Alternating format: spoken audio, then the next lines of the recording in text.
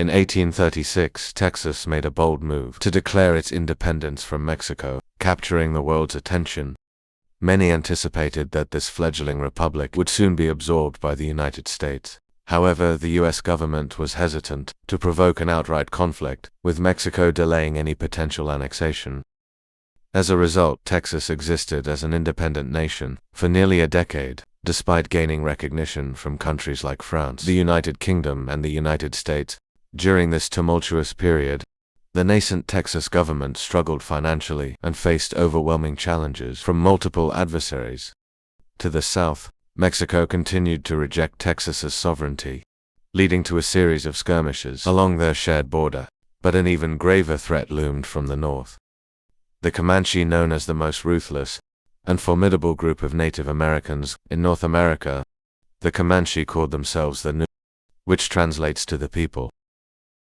However, the term Comanche, originating from the Ute language, means anyone who wants to fight me all the time, or simply enemy. Their reputation for relentless raiding in Texas was well earned. They slaughtered men, stole cattle, and routinely captured women and children.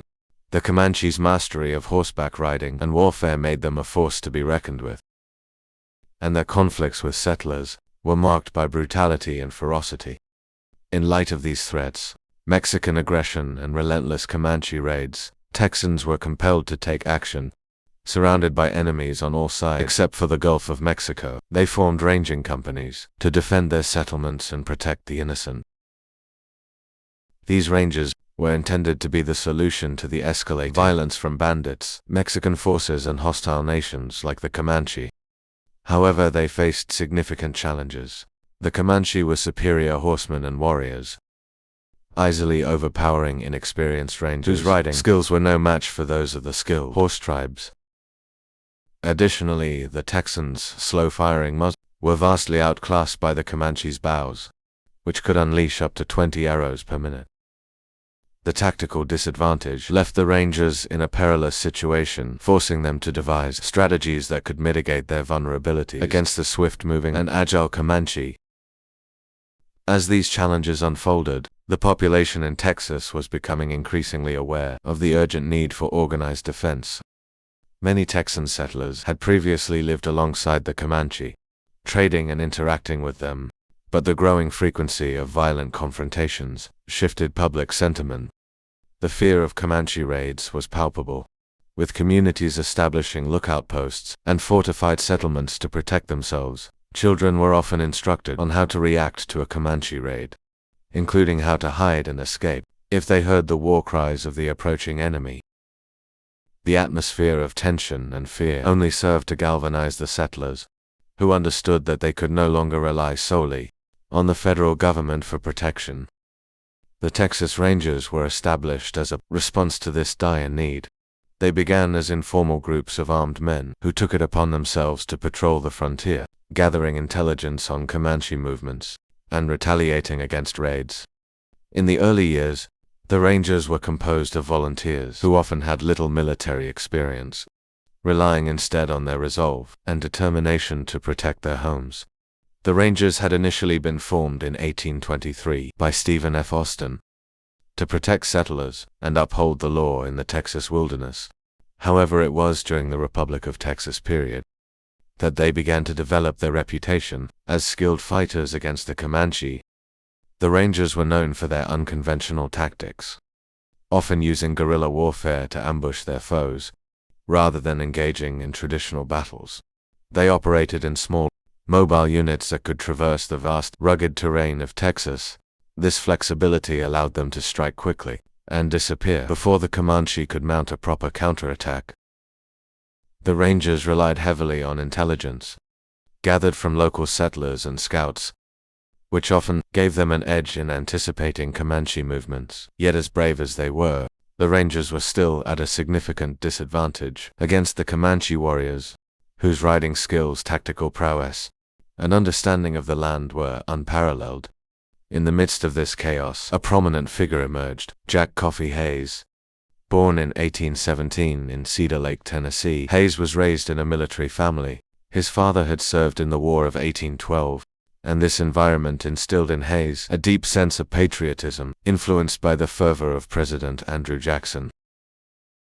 This upbringing compelled him to migrate to the Republic of Texas in 1838, where he took on the perilous role of a surveyor.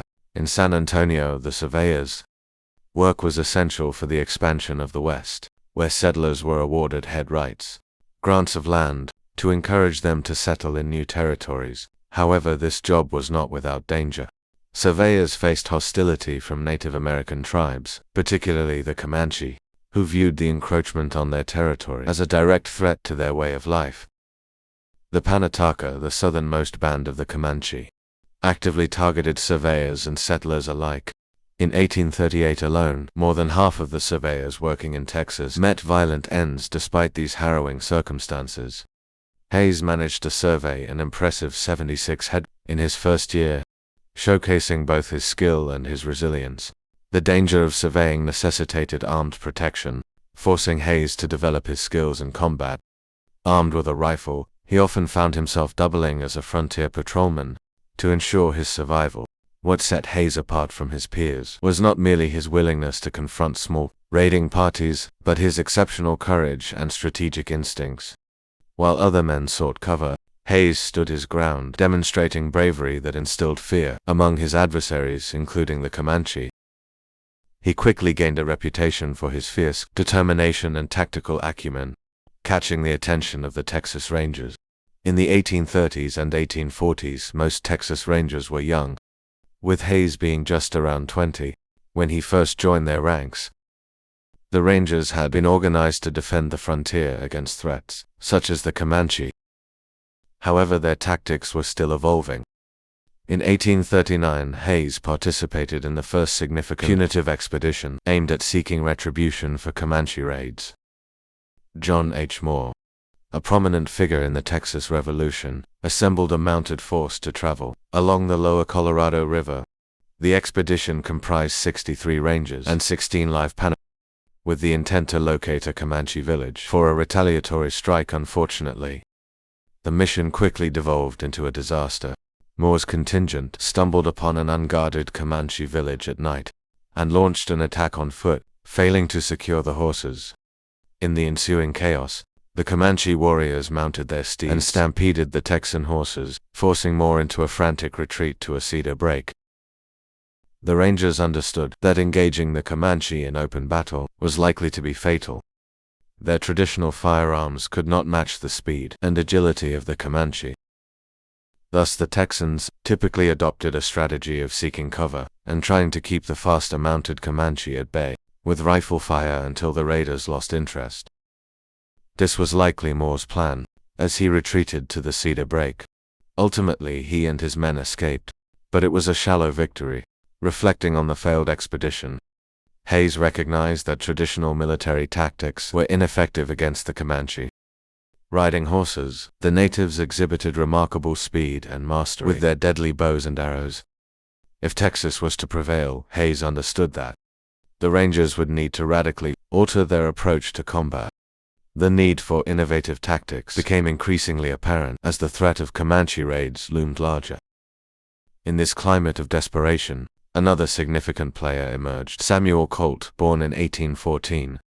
Colt faced his share of tragedy from a young age, losing his mother to tuberculosis and his 3 sisters shortly thereafter. Struggling with grief, he found solace in pyrotechnics and the mechanics of weaponry, ultimately leading to a fascination with firearms. In 1836, at the age of 22, Colt patented a revolutionary type of firearm that required less frequent reloading. During this era, firearms, including pistols, were predominantly single-shot, requiring extensive time to reload, 30 seconds to a minute, even for the most skilled soldiers. While repeating firearms had begun to appear, many were cumbersome and hazardous to use. Colt's invention, the Colt-Paterson revolver, included various models, the most notable being a 5-shot 36 caliber cylinder, capable of holding about a 20-grain powder charge. While the revolver had a faster firing rate than existing weapons, its stopping power was minimal, and to achieve accuracy, targets needed to be close. An undesirable scenario when facing the formidable Comanche. The initial design mandated preloaded cylinders that could not be replenished in the field once fired, leading to limited practical application and virtually no sales. However, the Texas government under President Mirabel Lamar ordered 180 Colt revolvers for the Texas Navy in 1839. Yet these weapons remained largely unused, as the Texas Navy was disbanded shortly thereafter.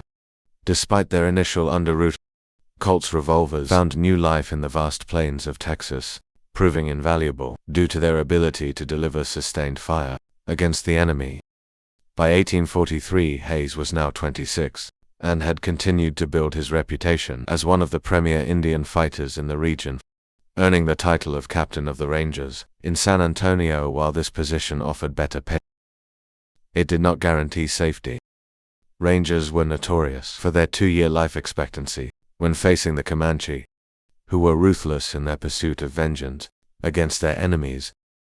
In 1844, Hayes received alarming news of a Comanche raid on the town of Victoria, Texas, where over 50 women and children were taken captive.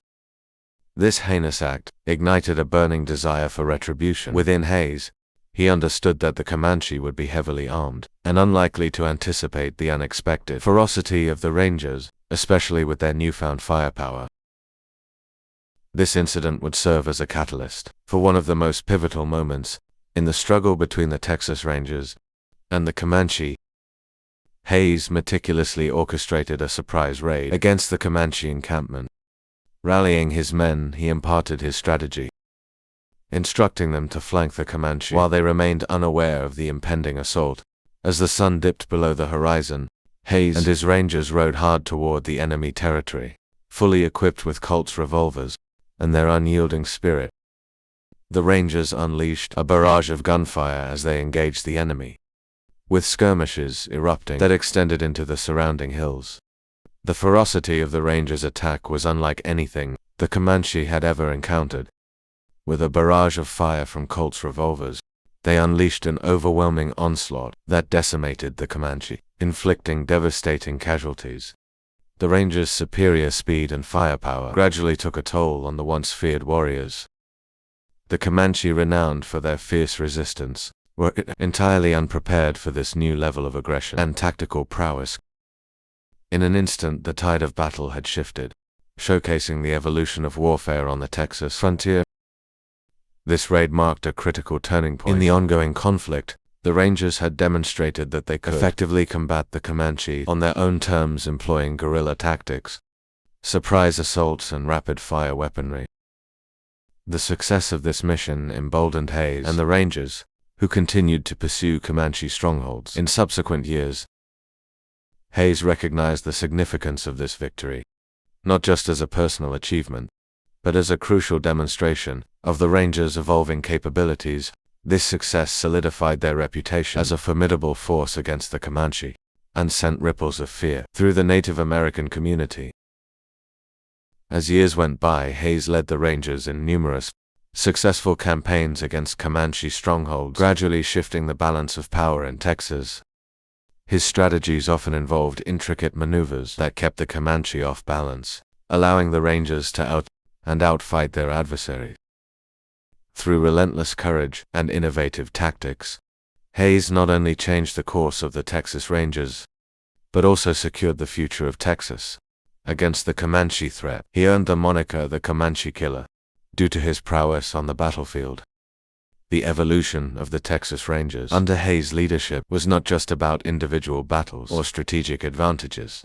It also represented a broader narrative of survival and adaptation. The once vulnerable settlers were gradually transforming into a formidable fighting force, capable of standing toe-to-toe with one of North America's most fearsome warrior cultures. Hayes' ability to recognize the need for change, adapt his tactics, and leverage new technology laid the groundwork for a new era of conflict and power dynamics in Texas. As the years unfolded, the Rangers continued to adapt their tactics, employing the strategies learned in their encounters with the Comanche in other conflicts across the frontier. They developed a reputation not only for their bravery and skill in combat, but also for their strategic acumen. They became an elite force, engaging in complex operations that included reconnaissance, intelligence gathering, and deep penetration into enemy territory, all while utilizing their enhanced firepower and mobility. The story of Jack Coffee Hayes and the Texas Rangers serves as a powerful reminder of the complexities of conflict and the relentless human spirit. Their experience encapsulates the audacity and determination of early Texans as they faced formidable foes. The evolution of the Rangers illustrates the harsh realities of frontier life, the challenges faced by those seeking to carve out a new existence in an unforgiving land, and the resilience that defined a generation. The legacy of the Texas Rangers and their confrontations with the Comanche is not just a tale of victory, but also a complex narrative, interwoven with the histories of both Texan settlers and Native Americans. Understanding these stories allows us to appreciate the intricate tapestry of American history and the diverse experiences that shaped it. The narrative of Hayes serves as a poignant reflection of the struggle for survival and sovereignty during a pivotal era in American history, and through the lens of his experiences, we glimpse the evolution of conflict and the indomitable spirit that characterized the struggle for land, identity, and survival on the Texas frontier. The legacy of the Texas Rangers, forged in the crucible of conflict with the Comanche, resonates through the annals of American history. The tale of Jack Coffee Hayes stands as a testament to the tenacity and bravery of those who fought for their land and the future of Texas. As we examine the lives of these historical figures, we gain invaluable insight into the complexities of their struggles, the harsh realities of frontier life, and the tenacious spirit that propelled them forward. Hayes's journey from surveyor to captain of the Rangers reflects not only personal growth, but also the broader evolution of a community grappling with the challenges of survival in a perilous world. This narrative reminds us of the sacrifices made, the lives affected, and the intricate dance of conflict and cooperation that shaped the history of Texas and, by extension, the United States. Through this exploration, we come to appreciate the enduring legacy of the Texas Rangers as symbols of resilience and determination in the face of overwhelming odds, forever etching their story into the fabric of American history.